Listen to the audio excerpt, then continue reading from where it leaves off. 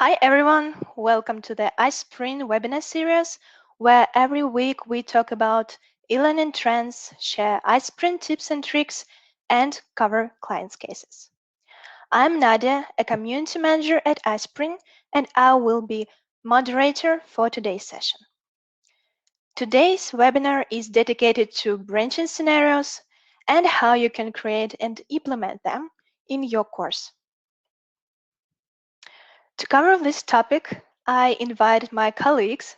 Customer Success Manager Pauline will explain what branching scenarios in eLearning are, and Nancy will show how easy it is to build a branching scenario and implement it in your course.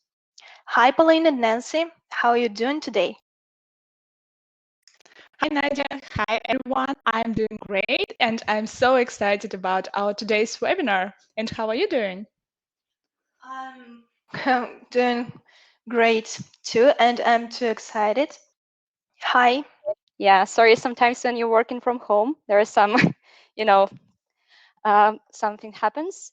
But I'm happy to present for you today. So Nadia, thank you so much for introducing me and for letting me a little bit of time to start. So let me start sharing my screen. And let me know if you can see my screen as well. So I'm going to turn my camera off and start the presentation. Hi, everyone again, and thank you very much for joining this session. My name is Pauline, and I'll be presenting for you today. I'm ready to begin, but before I do, I would like to ask, who knows what branching scenarios are and perhaps is already using them? So let's choose the answer yes in our case, and let's talk about what a branching scenario is. A branching scenario is a form of gamification. It is a story-based, nonlinear learning approach that is set around realistic situations. Branching scenarios challenge the learners and require that they make decisions based on the information that is provided. And of course, there are some benefits to be gained by using branching scenarios. They make your course more realistic. The content of your e-learning course becomes richer and more relevant, improving the learning experience while also making it easier for the learner to learn. Branching scenarios also enhance the level of engagement by maximizing interactivity. They also improve learning outcomes. Branching scenarios help to put the content of a course into perspective for the learner and make it more than simple theory. Now, you know what branching scenarios are, but how you can use them in your training content. You can use branching scenarios for many cases. For example, they can be especially useful for learning soft skills, customer service, or even team building exercises. Branching scenarios are also important for management decisions, such as how to respond to a supply chain crisis. And there are two ways to implement branching scenarios in your e-learning content. You can insert scenarios into your course. For example, if you already have a course, you can convert the material that you have or add a new block. This will make learning more interesting. Another option is to build a whole course based on branching scenarios. You can give all the training information in your course in the form of a scenario using both simple and complex scenarios together. But scenarios can be different. Why is that? Because there may be different levels of branching, simple or complex scenarios. And I wanted to ask you, which one should we consider first? So I see that most of you voted for simple branching scenario. So let's start with it. A simple scenario is more informational. It can have multiple choice questions around short stories and may need to provide additional background to explain the context. Also, it's pretty easy to create. A complex scenario, on the other hand, has a lot of decisions that need to be made. It forces engagement and stimulates critical thinking. Complex scenarios can offer several options for the learner to choose from. For example, you want to show different options for action or develop behavior. And let's give an example for each level. First, let's take a look at what we did a few seconds ago. You chose where our presentation will go and which section we will talk about first. It's a perfect example of a simplest kind of branching scenario. In our example, you chose simple scenario first, and it's where we headed. And I think that a great example of a complex scenario can be Lifesaver, an award-winning crisis simulator designed to teach CPR, a life-saving technique useful in many emergencies. Lifesaver is a complete live action film that places the viewer right in the middle of a serious problem and gets them to make the choices they would have to make in actual emergency, with the clock ticking. And if they make a wrong decision, someone dies.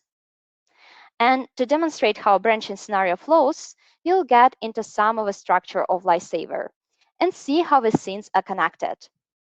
The most convenient way to do that is to create a mind map that you can see right now on the screen.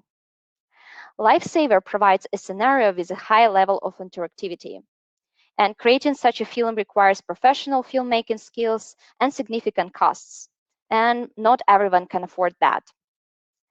But a more accessible form is a dialog simulation.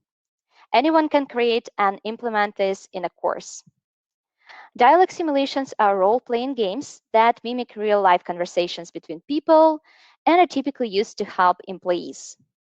It's still a complex level of branching scenario because the simulation should well thought out scenarios where each decision has a logical consequences. So now we're going to see what you need to do to put together a great scenario. And I will give you a sample step-by-step checklist. First of all, you need a story. Story should be relevant for the learner. For example, if you need to train car sales to employees, you will not base your story on banking. It should also be a scenario that's complex enough to require several steps to resolve. And when you create your story, you need to know who your learner is. And I'm asking you to think of it right now and keep it in mind as we go through our checklist. Now we are ready to move on to the next step, which is set goals and for education and create a plan. Goals need to be effective and realistic. You need to know where you want to bring your student by the end of a branching scenario. When you know the point A and the point B of the whole path, you can create a route. Your learners can follow several paths, and questions in your scenario don't need to have one perfect answer. They can have multiple possible answers, some of which are better than others. And with these evaluations, the thought processes of a learner are just as important as the outcome itself. Don't worry if it sounds too complicated. In the second part of our webinar, we will explain these steps using a real-life example. Now, going to the next step, research and collect source materials. It is very important to know the topic that you want to write a scenario about. This way, you can come up with really branched and detailed options. That is why it's very important to research information and dive into the topic of a scenario. You can use websites, books, guides, tutorials, and external experts. Or you can base scenarios on your practice. The more you immerse yourself in and explore a topic, the more interesting it will be for your learners. Also, let's discuss what an effective scenario should consist of.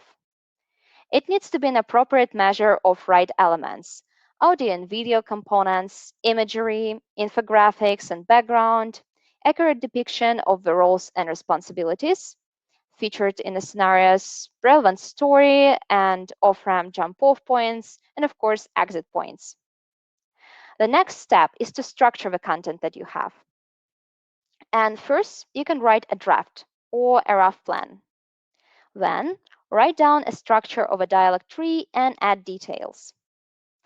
And last step, if you write a structured scenario on paper or have it in your mind, you need to transform it into a digital format.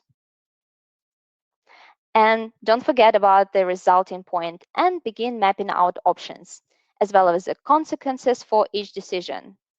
The consequences should lead to new decisions. The more options you offer at each stage, the more scenarios you will have. Remember that some scenarios can lead back into each other, Others can lead to a dead end, and still others can lead to a quick and early resolution. The whole point is that they provide nonlinear way for the learners to interact with the material, and all of that can result in better engagement. Now, let's talk about the components of effective dialogue. First, dead ends. They make dialogue more challenging and closer to real life, because you can't take a step back in time if you do something wrong. Next, feedback messages. Almost every decision made by a learner is followed by a feedback message that explains why their decision was correct or incorrect. Alternative routes. They're important for making most dialogues more complicated. It helps create realism. Also, the right choice will not be so obvious. And last but not the least, checkpoints for testing attention. In the context of a simulation, a learner can lack focus and try to just guess the correct answer. And to avoid that, you can add decision checkpoints. There, a learner has to make a choice. So now we will show you how to do it in practice, and I will pass mic over to Nancy. Much, Paulina. Just let me share my screen. Okay, great. Hello, everyone. My name is Nancy. I'm a technical support engineer at iSpring, and I will be presenting for you today. In the first part of the webinar, we learned about what branching is and its purpose in e-learning, how you can implement branching scenarios, and the basic principles of creating a course with a branching scenario. Now we are ready to dive deeper and learn what iSpring and PowerPoint functionalities can help us create a perfect branching course. As an example, we will look at a course on nutrition for beginners that talks about the importance of consuming macronutrients throughout the day to stay healthy. This topic is important for many people who want to improve their knowledge of nutrition. However, some of this information may seem difficult to remember, especially for beginners. That's why we need to make the process of taking the course as fascinating as possible, and branching scenarios will definitely come in handy. In this part of the webinar, we will cover how to first, create a roadmap for a branching course and explain which steps should be included. Second, build branch scenarios for the course by using PowerPoint and iSpring features. Third, use dialog simulations to enhance your e-learning course. And the last, use special tips and tricks to create a perfect branching course. To reduce the time needed to make a branching course, we first need to create a roadmap that will lay out the content of the course and will show possible ways to take it, in order to give users some freedom of navigation. This step will help you avoid having to redo parts of the course and will minimize the number of possible mistakes in branching configuration. Let's take a look at the roadmap of the course that I've made. According to this, we can see that our course includes an introduction with instructions for taking the course, so our users know exactly how they can go through the course. A main menu slide, which is where different walkthrough scenarios start, allowing users to learn the material in the exact order that they want. For instance, the user can first read about the composition of the lunch and all of the macronutrients that go into it, and then move on to other meals of the day. Information blocks for each of the macronutrients included in the main meals: proteins, fats, carbs, and fiber. Each module includes information about a particular macronutrient and a topic-related quiz to test users' knowledge at the end. A final dialog simulation that will imitate your first consultation on nutrition with a real client to test users' knowledge of the entire course. Also, here you can see arrows that show the route that the user will take depending on their choices and the results of those choices. These are the ways that we will be progressing through our course later today. When creating a roadmap, it's important to consider all the details of the course and the possible directions it can take, so that you can both give your users the freedom to navigate and test their knowledge during the course and at the end of it. Now, let's set up branching for our course and take a closer look at the tools that we can use for this purpose. I'm going to open a pre-made course. It already contains all the information for each module, quizzes at the end of each module, and a dialog simulation at the end. Our course starts with the introduction part. That includes a title slide that shows the main topic of the course, an introduction slide where learners can find information about the subtopics that will be covered in this course, a slide with instructions so our students know exactly how they can go through the course. Then we proceed to the main menu slide where different branching scenarios should begin. Let's start by setting up the navigation by using the buttons. I've already added buttons to the slide by inserting pictures, shape, and text. Please let us know in the chat if you are interested in learning more about adding buttons to a slide so we can cover this topic in the Q&A session. To use these buttons to navigate between slides according to our scenario, we need to insert hyperlinks. As an example, let's do this for the breakfast plate. I'm going to click on a picture and go to the Insert tab. Then click on Link and choose Place in this document. Then we need to select the slide we want our user to be taken to. In our case, it's slide number 5, where users can explore the breakfast plate. Then I will click OK to save changes. Just to save time, I've already set up hyperlinks for lunch, dinner, and the final check buttons on this slide in the same exact way as we use them. Now let's go to the next slide. Here, we need to set up branching depending on what macronutrient the user wants to know more about. For example, let's set it up for the breakfast plate. I will add my buttons as a part of the picture. And as an example, I will add a button with a hyperlink to the protein. To do this, I will click on Insert again, and then on Shape. I will use the oval shape because this form is more suitable. Okay.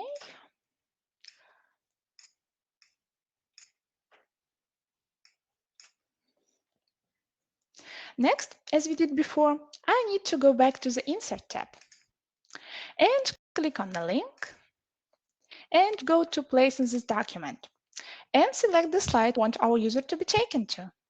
For the protein, it should be slide number 8, where our students can learn more about this macronutrient. Then I will click OK to save changes. As we can see, this shape sticks out from the background of the image. So to make it look better, we will go to the Format tab and change Shape Fill Color to No Fill and Shape Outline Color to No Outline. It looks much nicer and easier to understand now. To save time, I've already added hyperlinks to the rest of the macronutrients on this slide in the same exact way as we use them.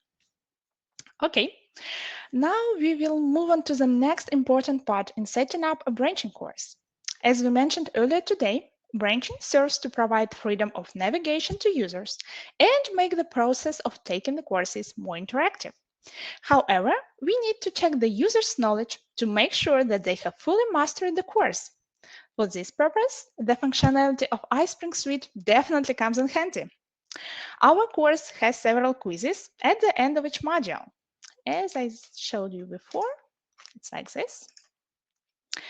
To check to see how proficiently users have absorbed the information in these modules, iSpring Suite allows you to set up branching depending on the results of the quiz. Thus, we can take the user to the next module if they pass the quiz, or redirect them back to the beginning of the module if they fail the quiz, so they can read the material again and retake the quiz. Sounds interesting, doesn't it? Now let's see how it works. To set up branching that is dependent on the quiz results, I'm going to go to iSpring Suite 10 and use Slide Properties function. But first, let's quickly cover the basic options that we have here. You can hide some slides if they don't seem necessary for the course, but you want to keep them for future use. If your course consists of a large number of slides and you want to customize them in a hierarchy, you can set up a multi-level outline. Under Advanced Slide Options, you can set the advance to the next slide to be automatic or unclick. And you can also specify how long each slide will be shown. There is also a log function, with which you can log the navigation by using the player buttons. In our course, we need to log slides number, let's see, 4, 5, 6, and 7, so that learners use the buttons that we created with hyperlinks to navigate instead of using course player buttons. If you want to add information on the presenter of the course or background music, you can do this by clicking on presenter or playlist respectively. Now let's go back to the branching settings. As you can see in slide properties, we can also adjust branching for the slides in the course. To set up branching depending on the quiz results, we need to select the slide with a quiz. Let's take slide number 10 as an example. Then you can click on Default under the branching column, or just click on Branching on the main ribbon. In the pop-up window, we need to select Quiz Branching tab and select the slides users will be directed to depending on whether they pass the quiz or fail it. If users pass the quiz, we will take them to slide number 4. Okay. Whereas they can select the next meal they would like to learn more about. If the quiz was failed, users will be redirected to slide number 8 to retake the module. Then we need to click OK and save and close to apply all settings. To save time in this session, I have already set up a similar branching for other quizzes in the course.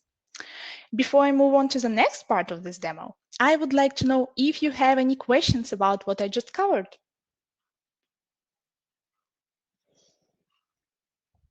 Hear me? Yeah, I can hear you. Okay. So Bob is asking, are all of these features she is using available in iSpring Presenter? It's a good question, though. So far we used only PowerPoint functionalities. I mean, talking about creating the buttons, so you can use just regular PowerPoint for this purpose. But about iSpring Presenter, you can also use slide properties function here, which works exactly the same as in iSpring Suite. Okay, and the next question from Key.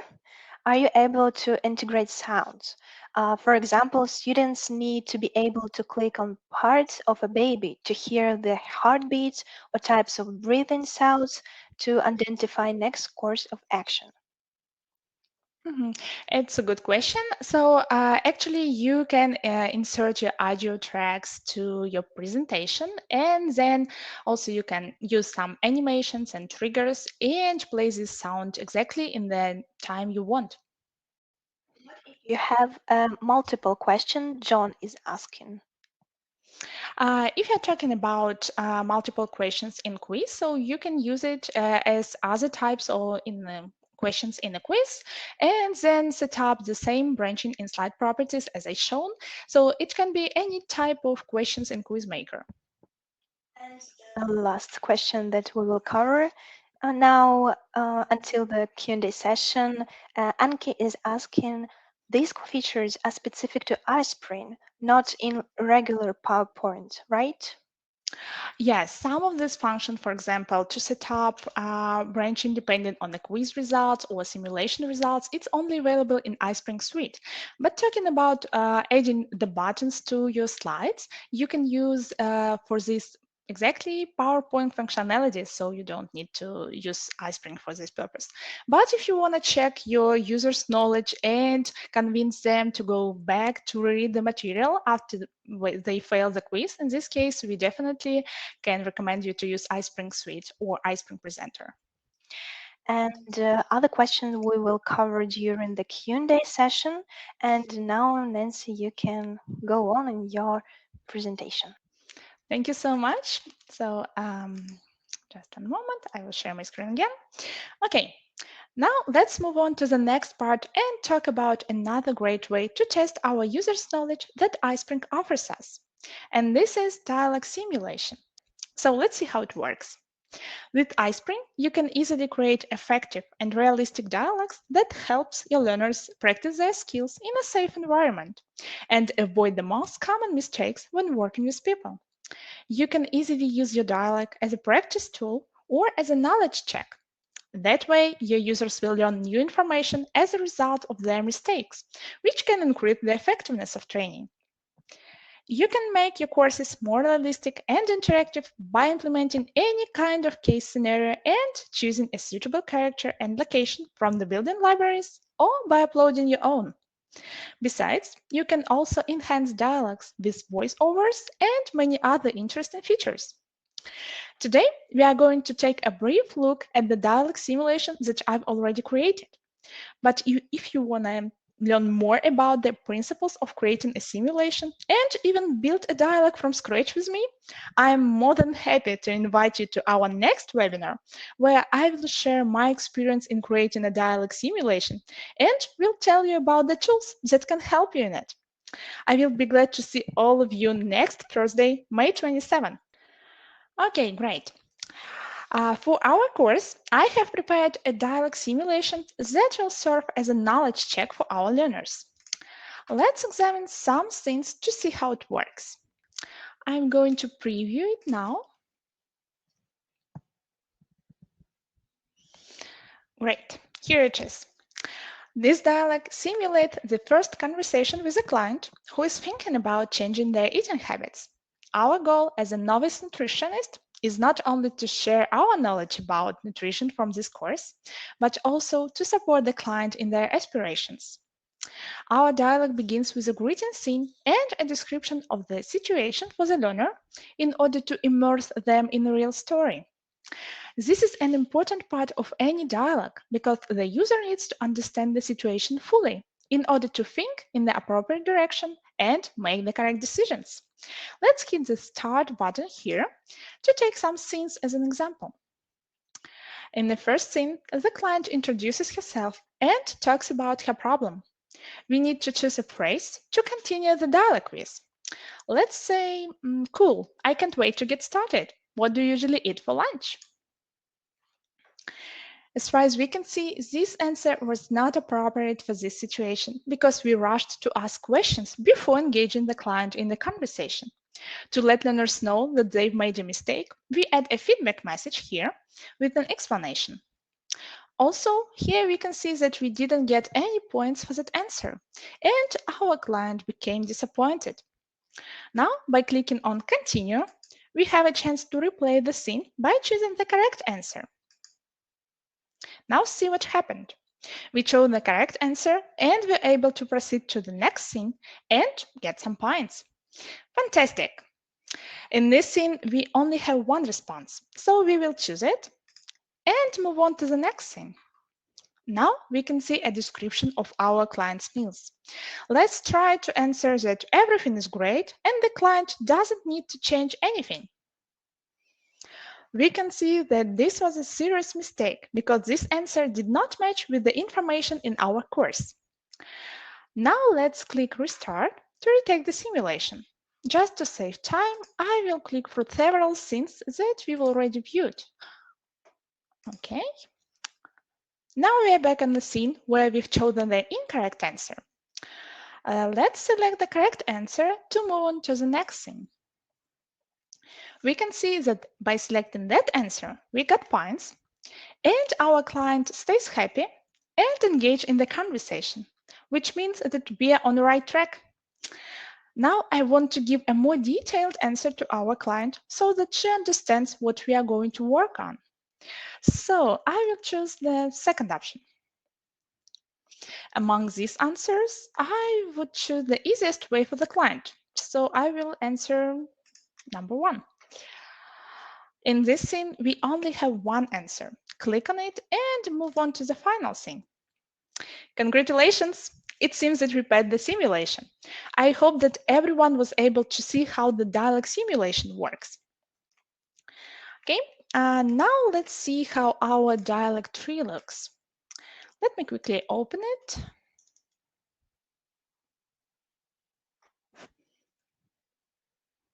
Great, here it is. Here we can see all the scenes in our dialog simulation. Let's cover how I implemented all the branching tips we talked about today. When we move on to the main dialogue between our learner and the client, it's important to allow the learner to choose different scenarios for the dialogue. Let's look at 4 most common ways to set up a simulation. First, if the student chooses the proper answer, we can guide them through the dialogue in a simpler way. In our case, if the user chooses the proper answer, they will go directly from scene 9 to scene 16 by passing several more scenes. I color it this way in green. Second, if the user chooses an answer that was close to the correct one, we can add some more scenes to their path to lead them to the correct solution, like scenes 10, 11, and 12 highlighted in pink. We can also add some optional scenes to each scenario, like scenes 13 and 14 colored in light blue. Third, if the user has made a minor mistake, we can take them one scene back and allow them to choose another response, as in scenes 8 and 3, colored in orange. And the last way, if the learner has made a serious mistake, we will lead them to a dead end and make them redo the whole dialogue. In my case, this is scene number 6, which is colored in red. Previously, we mentioned that we will not use this dialogue as a training tool for mastering new knowledge, but we want to use them as a final knowledge check. So I made it graded. To do this, I just click on Properties. As you can see, I selected Enable Simulation Evaluation with 30 points as a passing score. I gave maximum points for the totally correct answers and fewer points for the partially correct answers. Let's take slide and scene number 7 as an example. Here we can see that answer number 1 leads us down a longer route, so we gave fewer points for this answer. Answer number 2 leads us down a shorter route and is the most correct answer in this scene. So I gave the maximum number of points for this answer. And the last answer takes us down to the dead end, so I gave no points for it. Now it seems that we are done with the dialog simulation, so I will click on Save and return to course to save all changes. And the last step in setting up the branching for our course is to adjust the branching depending on the results of the simulation. We will set branching here in exactly the same way as we did for quizzes. To do this, I'm going to open Slide Properties on the iSpring Suite 10 toolbar. And then we need to select the slide with the simulation and click on Branching on the main ribbon. In the pop-up window, we need to select on Simulation Branching and select the slides that users will be redirected to if they pass or fail the simulation. In our course, if users pass the simulation, we will take them to the last slide to finish the course. If the quiz and simulation was failed, users will be redirected to slide number 4 to retake the whole course. Then I will click OK and save and close. Great. Now it seems that we have set up a branching for the entire course. Let's see how it works. Just in order to save time, I have already published the course to my iSpring Space account. To publish a course, I click on Publish on the iSpring Suite toolbar and select iSpring Space. This is a relatively new platform from iSpring where you can both work in collaboration with the colleagues on courses and publish e-learning content there to share it with your end users. Here I want to mention that you can publish this content to your computer or any learning management system. Now let's see how our published course works. Let me quickly open it. Okay, great. We start with the introduction part and learn the information about the topics covered in this course and the instructions. Now we are going to the main menu slide. Here we can choose the meal we want to learn more about. Let's choose lunch as an example. I will click on it and it takes me to the slide with the lunch plate. With this slide, I can start learning about macronutrients. I will click on proteins to study proteins and move on to a slide which describing the functions of proteins in the body. And after reading this slide, I just quickly show you some of the information here. I move on to the next slide and read about foods that contain proteins. Then I go to the quiz to check my knowledge. I'm going to fail the quiz first time just to see how my branching will work. Okay, just quickly answer all of the questions. Okay, when I click on next, it takes me back to the beginning of the module. So I need to read the information again and go back to the quiz. Now I will answer all of the questions. Okay.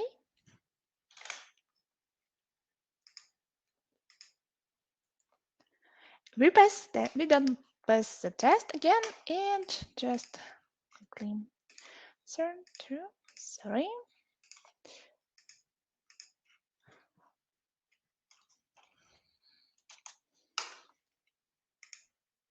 Great. Now we passed and it takes us to the main menu slide where we can choose to learn the next meal or go to the slide with the final check to test a dialog simulation that we've already taken today. And I hope this was a helpful webinar, and now we are going to move into the Q&A session. Sarah is asking, isn't the difference between complete and incomplete versus pass fail depend on the wording you choose? So talking about statuses as it goes to your LMS and complete incomplete status and passed and failed. Usually complete incomplete we used for the whole course. Like if users, for example, viewed all of the slides or go through the several scenarios. In this case, you can use pass and fail, complete and complete status. Pass and fail, it's more related for quizzes and as well as dialog simulation. So for example, if your users pass all of the quizzes in your course, in this case, this course will be completed, will be considered as a pass. And if they do not pass the simulation or the quiz, it will be considered failed. And complete and complete, it's more about like the number of slides that users viewed and something like that. And we have a couple of questions about colors. How did you change the color of the question in the dialog simulation management? Maybe you can show Yeah, it right now. just yeah, sure. It would be easy if I just show this. I'm going to open this dialog simulation.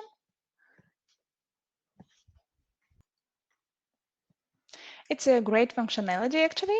So, and to change the color of the scenes, we are just clicking on the scene and then go to the properties here. And here we can select scene color. So for example, if it's the proper route, you can highlight it in green.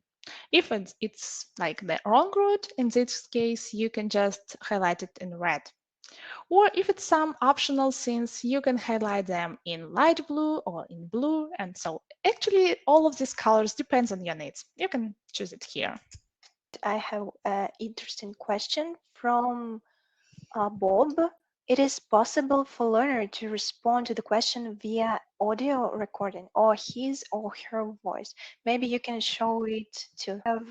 I'm interested. So the thing is that you can add some voiceovers to your scenes in a dialog simulation.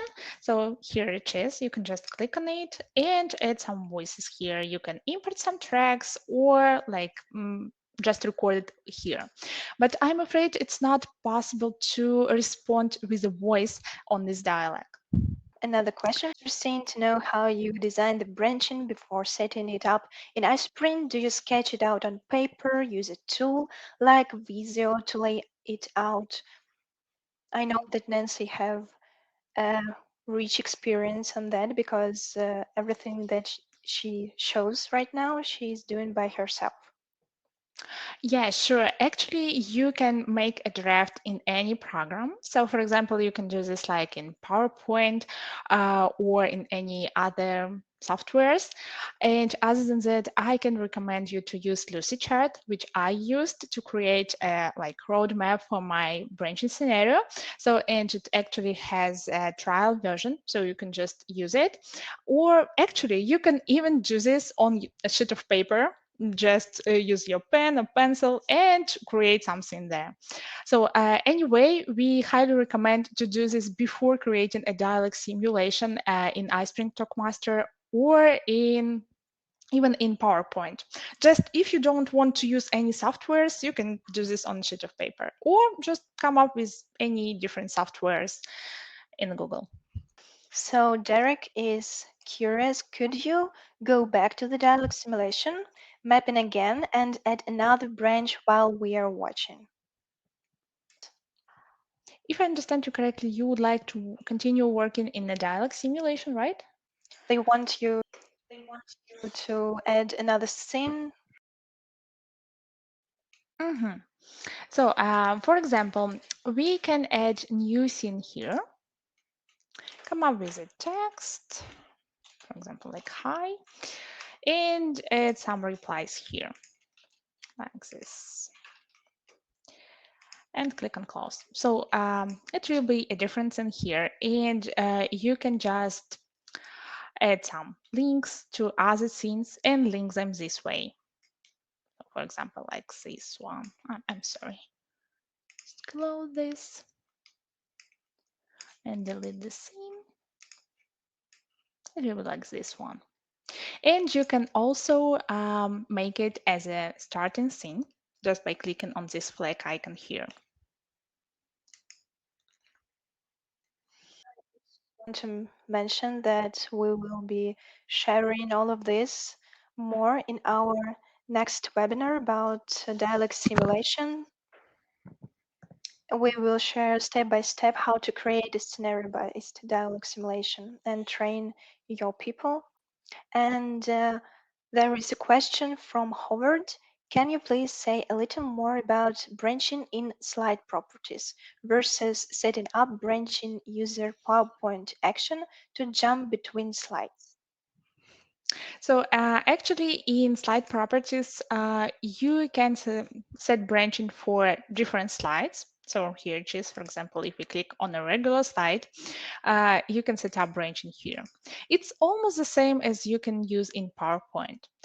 But if you want, if you have any quizzes or dialog simulations, in iSpring Suite, you can set up quiz or simulation branching and redirect your users to different slides depending on their results, if they pass a quiz or fail it, for example. So, and it's more difficult to do in PowerPoint. So, because in iSpring Suite, you just can click here and select the slides. So probably it would be just easier to do this right in iSpring Suite. Thank you very much for your answer. And can you please return to dialog simulation because Daniel is asking how do you remove the starting flag?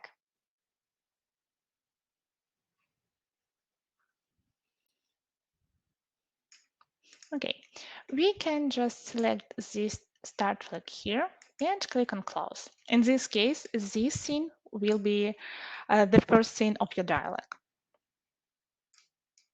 And for example, you can also make other scenes here as a start scene. In this case, your dialog will start exactly with this scene. So, but make sure that it makes sense to start it with other scenes, not the first ones that you've created. And actually, to avoid like changing the start scene, we would recommend you to create a draft and a roadmap. So in this case, if you have your roadmap with you, you can just look at it and creating scenes much faster and without any mistakes. Very much. Next question from Rich. Can the characters be animated characters or do they only can be real human? Okay, so actually talking about characters here, you can use different characters from the content library, for example. And if you want to use any characters with different emotions, you can actually do this right here and select a character with different emotions. But talking about some kind of animated characters. So you can do this, but it's not possible to do it in iSpring content library, but you can insert them into your PowerPoint. And the next question from John. Can you add customized icons or images to the dialog boxes? So actually, we can just really add characters here by clicking on it and find a suitable character like this one. So actually in dialog simulations, you can upload your characters and backgrounds. And to do this, you just need to click on library and click on this icon and add a character or background. I'm afraid, but it's not possible to add like any icons here, but you're always welcome to use your characters and your backgrounds if you cannot find any suitable character in the built-in library or in the content library. The next question is from Tate. Can you please cover how to show learners a complete incomplete status instead of pass fail when using slide branching? Oh, yeah, sure. Actually, we can do this. I won't save it.